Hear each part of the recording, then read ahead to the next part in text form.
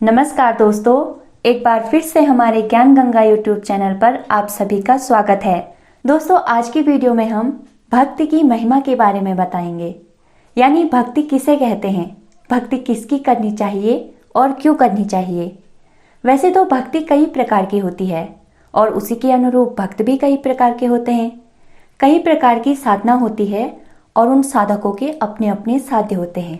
अब जिसका जिस पर अटल विश्वास होता है वह उसी की भक्ति या साधना करता है, क्योंकि संसार में सभी लोग सफलता प्राप्त करना चाहते हैं, इसीलिए ये सिलसिला अनवरत चलता रहता है। वैसे तो भक्ति का सरलतम अर्थ है किसी की शरण में जाना या किसी को अपना सर्वस्व समर्पण कर देना।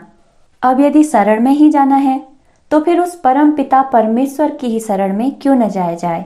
आप स्वयं भी विचार कीजिए, जिसने हमें यह जीवन दिया है ये उसी का तो है और एक दिन उसे ही सौंपना है, तो फिर देर क्यों। मर्यादा पुरुषोत्तम भगवान श्री राम स्वयं कहते हैं, मात पिता गुरु बंधु पति देवा, सब मोहे जान करहूं दृढ़ सेवा। यानी मुझे ही अपने माता पिता, गुरु, भाई, बंधु सब कुछ जानकर मेरी दृढ़ सेवा करो। दोस्तों, अब यहाँ पे समझना यह है कि भगवान जो सेवा करने को कह रहे हैं वो सेवा क्या है, क्योंकि वे तो सर्वशक्तिमान हैं और इस सारी सृष्टि के रचयिता हैं, फिर उन्हें सेवा की क्या जरूरत है। तुलसीदास जी अपने रामचरितमानस में लिखते हैं, एक बार रघुनाथ बुलाए, सुर नर मुनि द्विज सज्जन आए, बैठे गुरु मुनि द्विज सब सज्जन, बोले बचन भगत भव भंजन। दोस्तों, ये बात उस समय की है जब श्री राम 14 वर्ष का वनवास पूरा कर माता जानकी और लक्ष्मण सहित सकुशल अयोध्या लौट आए थे और अयोध्या में सुखपूर्वक राज कर रहे थे। प्रजा को अपने राजा राम से बहुत प्रेम था, इसीलिए प्रजा मन वचन कर्म से अपने राजा श्री राम के प्रति समर्पित थी और राज्य में चारों ओर सुख शांति थी।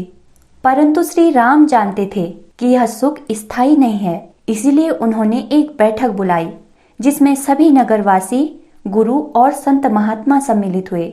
जब सभी नगरवासियों ने अपना अपना स्थान ग्रहण कर लिया, तब भक्त वत्सल प्रभु श्री राम ये मधुर वचन बोले, सुनहु सकल पुरवासी मम वाणी, कहत न कछु ममता उर आनी, सोई मम सेवक मम प्रियतम सोई, मम अनुशासन माने जोई।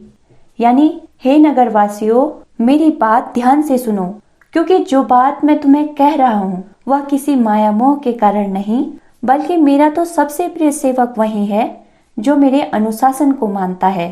प्रभु आगे कहते हैं, नर तन पाव फल भोग नहीं भाई, स्वर्गौ स्वल्प अंत दुखदाई, नर तन पाव विषय मन देहि, पलटि सुधा ते विष लेहि।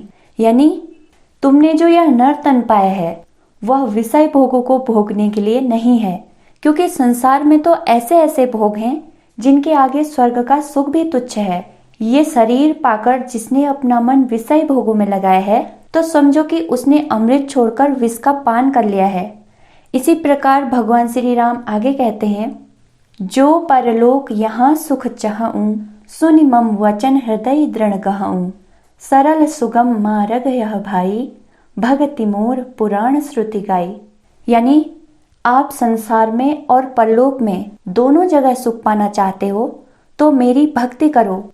ये मैं नहीं बल्कि वेद पुराण ग्रंथ सभी कहते हैं, क्योंकि भगति स्वतंत्र सकल सुख खानी, बिनु सत्संग न पावे प्राणी, पुण्य पुंज बिनु मिलहि न संता, सत्संगति कर संतति अंता। इसका अर्थ है, एक तो भक्ति करना स्वतंत्र है, कोई भी कर सकता है, इसमें कोई भी शर्त नहीं है। दूसरा, ये सभी सुखों की खान है, परंतु यह भक्ति बिना सत्संग के नहीं मिलती है। सत्संग और संतों का साथ कई जन्मों के पुण्य इकट्ठा होने पर मिलते हैं और संतों के साथ से ही जन्म मृत्यु के बंधन से छूटना संभव हो पाता है। अब प्रभु श्री राम भक्ति के बारे में आगे क्या बता रहे हैं, जरा ध्यान से सुनिएगा। कहूँ भगति पथ कवन प्रयासा, जोग न जप न तप उपवासा, सरल स्वभाव न मन कुटिलाई, जथा लाभ संतोष सदाई। यानी भक्ति के मार्ग में कुछ भी प्रयास नहीं करना है, न जप करना है, न ही तप करना है, न ही योग करना है और न ही उपवास करना है। सरल स्वभाव हो और मन में कोई कुविचार ना आए। जो भी मिल जाए उसी में संतोष करना है। भगवान इसके आगे कहते हैं, बैर न विग्रह आसन त्रासा, सुखमयता ही सदा सब आशा। अनारंभ अनिकेत अमानी, अरग अरोस दक्ष विज्ञानी। यानी न किसी से बैर करो और न किसी से प्रेम करो, नहीं किसी से कोई आशा करो और नहीं किसी से भय करो।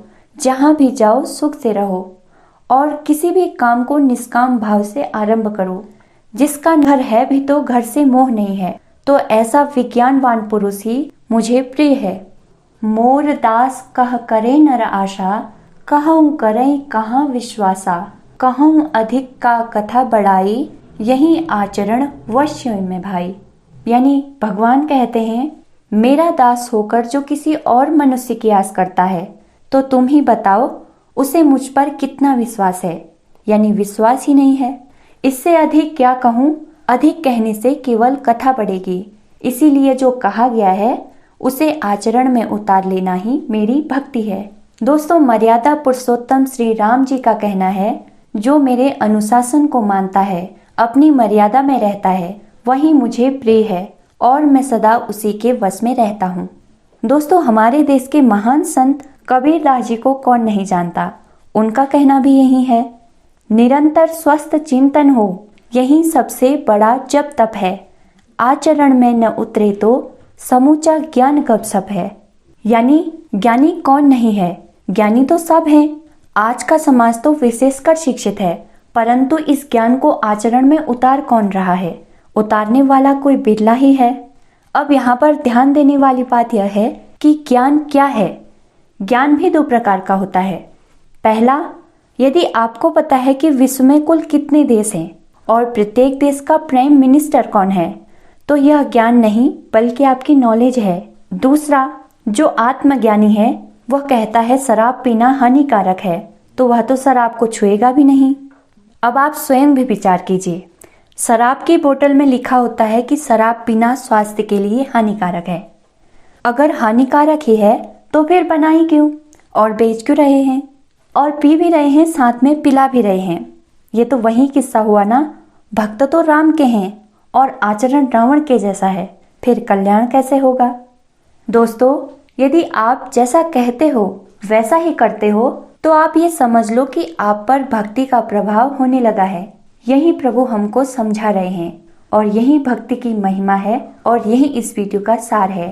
तो आशा करती हूँ आपको हमारी वीडियो जरूर पसंद आई होगी, और यदि सचमुच पसंद आई है तो इसे लाइक और शेयर जरूर करें। तो मिलते हैं दोस्तों ऐसे ही ज्ञानवर्धक नेक्स्ट वीडियो के साथ। तब तक के लिए मुस्कुराते रहिए। Now thanks for watching.